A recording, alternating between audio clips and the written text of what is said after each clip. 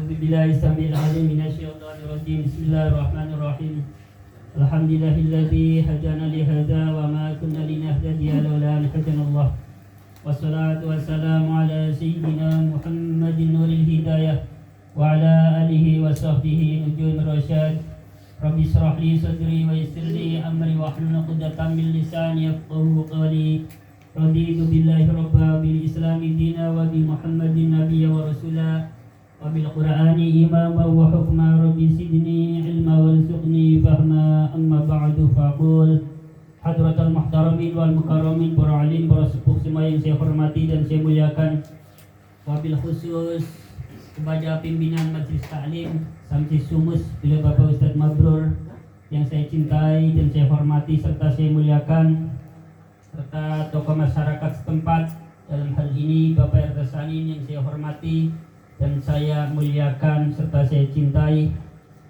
serta para orang tua kami, senior kami, Bapak Jaja, Bapak Mito, Bapak Udin, ya, Bapak Sobirin, semuanya, Bapak Subur yang saya hormati dan saya muliakan, serta rekan-rekan semuanya seide, senasib, seperjuangan yang saya cintai dan saya hormati serta saya muliakan rahimakumullah. Saudaraku, mari kita sama-sama membaca hamdalah alhamdulillahirabbil alamin sebagai ungkapan rasa syukur kita kehadirat Allah Subhanahu wa taala yang telah memberikan nikmat hidup yang begitu besar dan begitu banyak kepada kita sekalian. Di antara nikmat hidup yang masih dapat kita rasakan bersama-sama, alhamdulillah kita telah diberikan umur panjang oleh Allah Subhanahu wa taala sehingga kita sama-sama bisa menyaksikan betapa meriahnya peringatan hari ulang tahun kemerdekaan Republik Indonesia yang ke-79. Alhamdulillah, semua itu merupakan rahmat, bentuk kasih sayang Allah Subhanahu wa taala kepada seluruh bangsa Indonesia.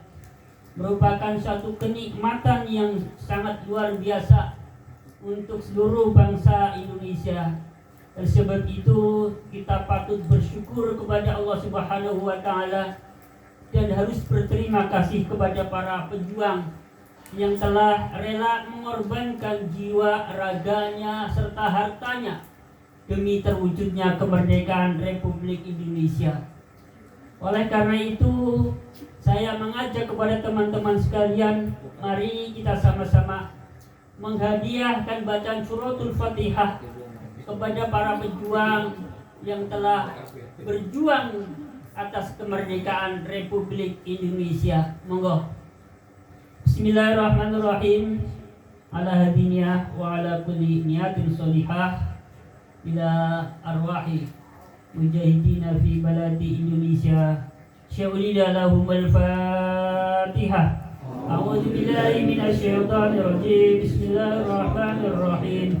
Alhamdulillahi rabbil alamin arrahmanir rahim maliki yaumiddin. Iyyaka na'budu wa iyyaka nasta'in ihdinas siratal mustaqim. Siratal ladzina an'amta 'alaihim ghairil maghdubi 'alaihim waladdallin. Amin. Semoga bacaan suratul Fatihah yang kita bacakan bersama-sama akan sampai kepada mereka yang telah berjuang, telah gugur mendahului kita semua. Allahumma amin ya rabbal alamin. Selanjutnya salawat serta salam semoga tersanjungkan pada baginda Nabi Agung Muhammad sallallahu alaihi wasallam. Tanpa panjang kalam untuk mukadimah, langsung saja ke inti pembahasan pada pertemuan malam hari ini, yakni pembahasan dalam ilmu fikih dengan judul sholat berjamaah. Tetapi sebelum saya membacakan materinya, sebelum teman-teman mengajukan beberapa pertanyaan, ya saya mohon izin Pak RT untuk mengajukan pertanyaan kepada panjenengan. Ya gantian lah, gantian ya Pak RT. Ya, sebelum saya ditanya, terlebih dahulu saya mengajukan pertanyaan. Pak, Mas, hari ini saya sudah ganteng belum? Oh, Keren nggak? Yakin nih? Yakin. Iya. Kenapa sih dia bilang ganteng hari ini? Dengan PD-nya saya bertanya, saya sudah ganteng apa belum? Apa sebabnya? Tahu nggak alasannya? Iya. Alasannya karena kostum yang saya pakai merah putih. Coba kalau saya pakai warna pink, nggak mungkin saya nanya saya ganteng apa belum. Itu alasan yang pertama. Keduanya yang saya pakai warna merah, ya, yang maknanya berani. Makanya saya berani mengatakan, berani mengajukan pertanyaan sudah ganteng apa belum, karena yang saya pakai warna merah. Itu alasan saya. Ya, jadi sedikit bercanda Pak RT ya. Tapi saya memakai kostum warna merah putih juga dalam rangka sebagai bentuk rasa kecintaan saya terhadap tanah air. Sebab hubbul watan minal iman. Hubbul watan minal iman. Cinta kepada tanah air merupakan sebagian daripada keimanan. Jadi saya memakai warna merah putih juga dalam rangka melahirkan rasa senang saya, rasa gembira saya, karena sampai detik malam hari ini kita masih diberikan kemudahan untuk bisa mengibarkan sang merah putih. Jadi saya mengambil dalil sabda baginda Nabi Muhammad SAW, Innallaha yuhibbu ayyara athara nikmatihi ala abdi. Sesungguhnya Allah itu suka bila melihat hambanya memperlihatkan kenikmatan yang telah diberikan kepadanya. Ya, Allah senang lihat hambanya memamerkan, menggunakan apa-apa yang telah Allah berikan. Jadi saya kasih contoh, saya misalkan ngasih sesuatu sama Mas Kumar, saya ngelihat dipakai, saya senang. Itu gambarannya Pak RT. Makanya kalau dulu saya agak fanatik. Nah, kalau ada peringatan kayak gitu, ada lomba-lomba kayak itu, saya nggak pernah ikut. Tapi sekarang walaupun saya nggak ikut, tapi saya ikut senang lihatnya Pak RT. Ya, saya nggak ikut, tapi ngelihatnya saya senang. Alhamdulillah, semua semangat rame-rame dalam rangka melahirkan rasa senangnya, rasa gembiranya telah diberikan kemerdekaan oleh Allah Subhanahu wa Ta'ala. Dulu saya fanatik, sekarang pokoknya ya berusaha untuk melahirkan, menampakkan kegembiraannya kepada Allah Subhanahu wa Ta'ala karena telah diberikan rasa merdeka. Langsung saja. Kemarin saya mendapat pertanyaan dari Bapak RT yang sudah saya tanggapi dan jawabannya ternyata masih belum tepat Pak RT.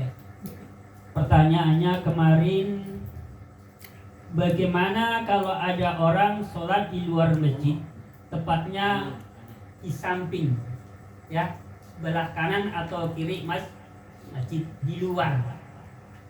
Posisi imam dan jamaah yang lain tentu ada di dalam masjid. Yang ditanyakan sama Pak RT kemarin, buat kita yang sholat di luar masjid itu posisinya mau lurus dengan soft terdepan di dalam masjid atau bagaimana? Kayak gitu ya kemarin ya Pak RT. Jadi begini, saya contohkan. Mohon maaf, saya menggambarkan, saya mencontohkan. Anggap saja ya, sini ke sana itu masjid, ya. Anggap saja ini dinding ke sana. Anggap saja ini masjid ke sana. Tempat ya dalam masjid. Ini luar, anggap saja. Pengimamannya tempat PRT. Anggap saja ini pintu, ya. Buat saya yang sholat di luar masjid, kanan atau kiri masjid, maka harusnya posisinya saya tepat lurus dengan pintu yang nembus ke dalam masjid. Tidak boleh saya sholat di posisi atau di depan pintu. Ini pintu nih, saya berada di sini. Sekalipun saya ini lurus dengan soft yang dalam, ya. Jadi keterangannya ada di dalam kitab Bajuri dan kitab-kitab yang lain sama penjelasannya mungkin. Kalau perlu saya bacakan perlahan-lahan ya biar lebih jelas. Bismillahirrahmanirrahim. Begini. Saya membacanya di dalam kitab Bajuri juz 1 halaman 200. Ammal babu al-maftuhu fayajuzu iktida'ul waqifi bihidaihi. Adapun pintu yang dibuka, ya, pintu yang dibuka. Jadi dikecualikan pintu yang ditutup, ya. Jadi buat orang yang sholat di luar masjid, kanan atau kiri masjid, berarti pintunya harus dibuka. Nah, adapun pintu yang dibuka tadi, fayajuzu iktida'ul waqifi bihidaihi, maka boleh mengikuti, boleh berjamaah bertepatan dengan pintu, lurus dengan pintu bagi orang yang di luar masjid. Jadi jangan sampai maju dari pintu atau di depan. Contohnya seperti tadi. Jelas ya? Keterangannya jelas banget. Bisa yang gak ragu-ragu. Kita lanjutkan.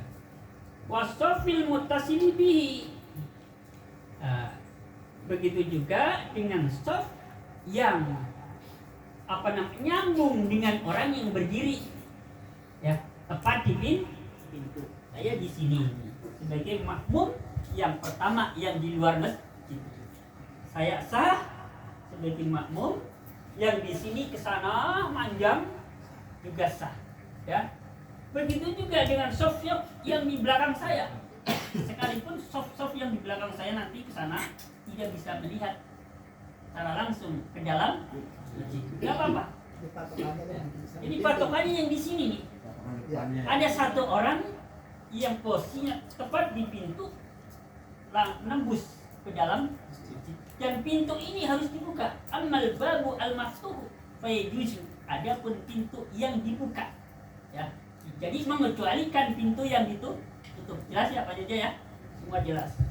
Ini keterangannya ada dalam kitab Bajuri halaman 201. Bismillahirrahmanirrahim.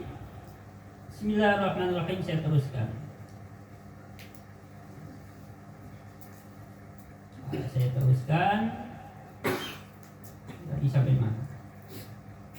Wa qadam min khalfihi wa yakunu dzalikal waqifu fi hidaihi rabitatun bainahum wa bainal imam wa huwa fi haqqihim. Jadi anggap saja saya yang di sini tadi itu menjadi penyambung buat yang di kiri saya, buat penyambung buat orang yang di belakang saya. Jadi posisi kedudukan saya ini di sini, posisi kedudukannya itu sama seperti imam, ya, yang menyambungkan. Jadi tidak ada yang boleh berdiri atau sholat di depan saya, nggak sah, ya. Harus lurus dengan saya atau di belakangnya. Di depan saya tadi, ya, posisinya berarti di depan pintu, itu nggak sah. Yang sah adalah yang tepat di pintu atau lurusnya, sampingnya atau belakangnya. Tidak ada yang boleh di depan pintu itu. Ini jelas. Itu satu sudah jelas ya pertanyaan Bapak. Terus pertanyaan dari Mas Tolha sudah saya jawab waktu itu ya. Pertanyaannya bagaimana kalau ada orang mendatangi sholat Jumat, ya, memang secara sengaja, memang bukan karena uzur, bukan apa-apa, datangnya telat, ya, memang sengaja, ya, kayak gitu ya Mas Tolha ya. Jadi keterangannya ini ada di dalam kitab Misbahus Sujajah, syarah dari Ibnu Majah. Di situ dikatakan, adapun orang yang berpendapat mengatakan bahwa orang yang tidak mendapati khutbah Jumat itu tidak menemukan sholat Jumat atau sholat Jumatnya tidak sah, maka itu kata pensyarah, ya, Imam As-Suyuti, maka itu pendapatnya tidak memiliki dalil yang bisa dipertanggungjawabkan. Jadi memang ada pendapat yang mengatakan bahwa orang yang datang untuk mendatangi sholat Jumat tidak menemukan atau tidak mengikuti mendengarkan khutbah Jumat, padahal secara sengaja ada pendapat yang mengatakan sholatnya tidak sah. Tapi kata penyusun kitab ini, pendapat yang demikian itu tidak memiliki dalil yang cukup. Jadi dengan kata lain ada khilafiyah. Tetapi pendapat yang lebih kuat berarti mengatakan sholat Jumatnya sah, hanya saja tidak mendapatkan keutamanya. Masa iya belakang sama yang duluan sama, nggak mungkin ya. Jadi jelas ya Mas Tolha ya. Tapi ya buat kita yang mengusahakan tentu jangan mentang-mentang dapat penjelasan ini lah besok belakang juga nggak apa-apa sah ini ya. Jelas. Nah, lanjut. Kemarin Bapak Subur sudah saya jelasin ya. Jadi memang untuk perempuan itu baiknya sholat di tempat yang tersembunyi. Lebih tersembunyi itu lebih utama. Kayak gitu. Saya akan menyampaikan pada pertemuan kali ini tentang syarat-syaratnya makmum. Saya bacakan materinya terlebih dahulu. Bismillahirrahmanirrahim. Fal awalu tawafuqu nazmi salataihima fil afnali dzahirati fala yasihu al-ittida'u ma ikhtilafi kama bihi khalfa kusufin wa bil naqsi aw maktubatin khalfa janazatin wa bil naqsi aw janazatin khalfa kusufin wa bil naqsi li ta'adzuril mutaba'ati fiha. Jadi saya akan menjelaskan mengenai beberapa syaratnya makmum atau mengikuti imam. Syarat yang pertama adalah ada kecocokan antara sholatnya imam dengan makmum. Cocok dalam hal gerakan-gerakan lahir. Contohnya berdiri, ini kan gerakan lahir. Berdiri menuju ruku, gerakanlah af'ali dzahirah. Gerakanlah.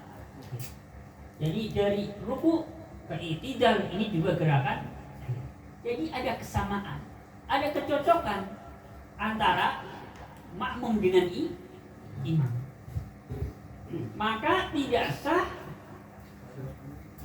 makmumnya orang yang mengerjakan sholat fardu makmum kepada orang yang mengerjakan sholat sunnah gerhana. Nggak boleh ya. Saya misalkan sholat isya, makmum kepada orang yang sedang mengerjakan sholat gerhana rembulan umpamanya, nggak boleh. Atau dibalik, sholat gerhana makmum kepada sholat fardu juga nggak sah ya. Ada kelanjutannya. Atau makmumnya orang yang mengerjakan sholat fardu kepada seorang imam yang sedang sholat jenazah. Atau dibalik, sholat jenazah makmum kepada orang yang sedang sholat fardu juga tidak sah. Alasannya apa? Alasannya li ta'adzuril mutabah, karena sulitnya mengikuti. Ya sulit lah. Sekarang sholat fardu, misalkan sholat asar 4 rakaat, makmum kepada imam yang imam itu sedang sholat jenazah, gimana caranya? Sholat jenazah nggak ada ruku, nggak ada sujud. Sedangkan sholat fardu, sholat asar perlu ruku, perlu sujud. Ini namanya sulitnya mengikuti. Jadi nggak nyambung. Tadi yang sah itu keadaan imam dengan keadaan makmum ini nyambung, ada cocokan gerakan. Gitu. Lanjut. Bismillahirrahmanirrahim.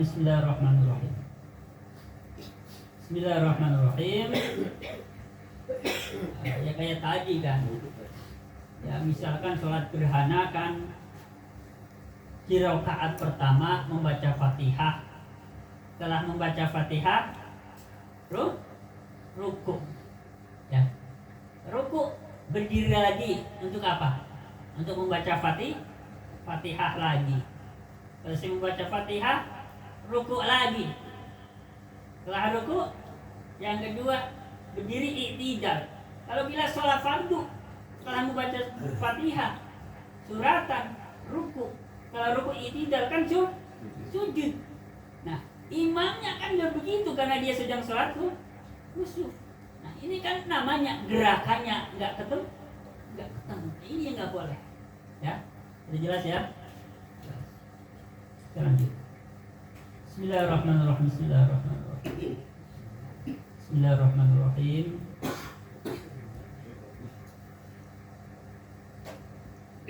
Faisihu iktida'ul muftaridi bil muntafili wal mu'adi bil qadi wa fi tawilatin bi qasiratin kadhuhri bis subhi wa bil uqusi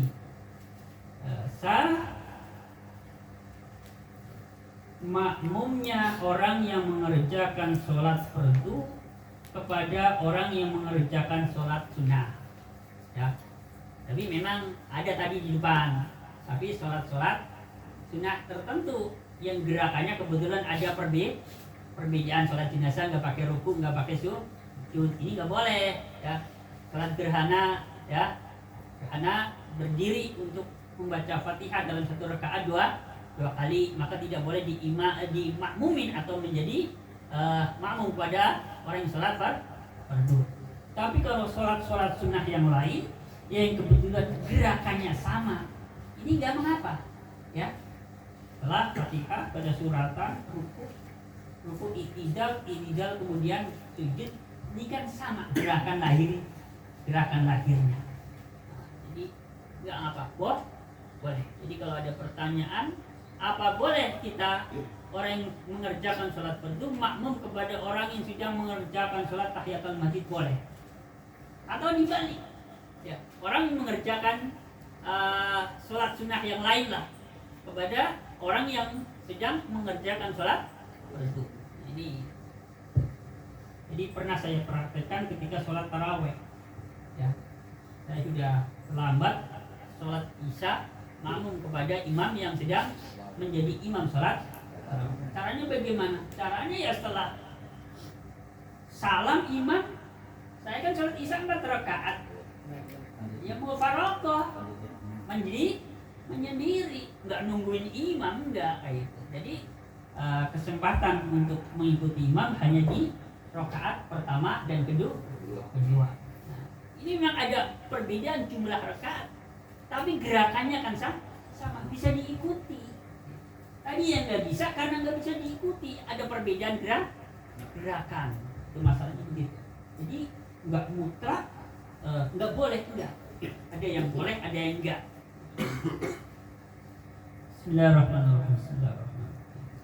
Contohnya lagi, jadi boleh makmum yang mengerjakan sholat ada kepada seorang imam yang mengerjakan sholat qodho. Kita sudah tahu dia sedang qodho, kita makmum, boleh. Atau dibalik, ya, orang yang mengerjakan sholat qodho makmum kepada orang yang sedang mengerjakan sholat ada, boleh, ya. Nah, boleh juga makmum yang mengerjakan sholat yang jumlahnya banyak rakaatnya, tawilah, panjang, kepada seorang imam yang jumlah rakaatnya sedikit atau pendek. Contoh, misalkan sholat zuhur makmum kepada imam yang mengerjakan sholat subuh. Apa bisa? Bisa karena imamnya qodho, ya. Jumlah rakaatnya beda, nama sholatnya juga beda antara zuhur sama subuh. Waktunya juga beda. Tapi kenapa bisa makmum? Karena diperbolehkan makmum antara orang yang mengqodho dengan orang yang ada, atau ada kepada orang yang qodho. Jelas ya?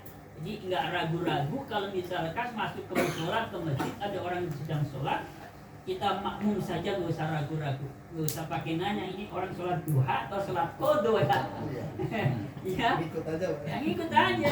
Kalau dia kebetulan sholat duha, kita sah. Kalau kebetulan dia qodho subuh juga sah. Jelas ya? Ini nggak usah ragu-ragu. Kalau tahu enak, kalau tahu ilmunya, ya. Ya.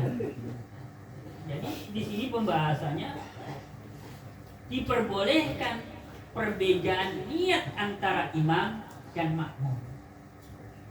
Bedanya di mana? Ya tadi, imamnya sholat qadha, makmumnya sholat ada.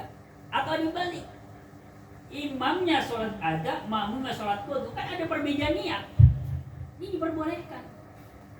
Atau makmumnya sholat sunnah, imamnya sholat fardu. Imamnya sholat sunnah, makmumnya sholat fardu. Kan ada perbedaan nih, niat. Diperbolehkan. Jadi banyak kesempatan untuk jamaah ya. Ya, artinya di situ kita nggak usah ragu-ragu ketika masuk ke musola atau masjid mendapati orang yang sedang sholat, nggak usah ragu-ragu ini sholat ba'diyah, qobliyah, apa sunat tahiyatul masjid atau bahkan mungkin sholat qadha, nggak usah ya, nggak usah ragu-ragu, tidak mau. Ini barangkali yang saya sampaikan materi pada pertemuan kali ini. Untuk selebihnya saya serahkan kepada panjenengan semua. Barangkali ada yang ingin ditambahkan apa yang sudah saya sampaikan, penjelasannya masih dianggap kurang jelas ya, masih menyisakan pertanyaan, monggo saya kasih waktu.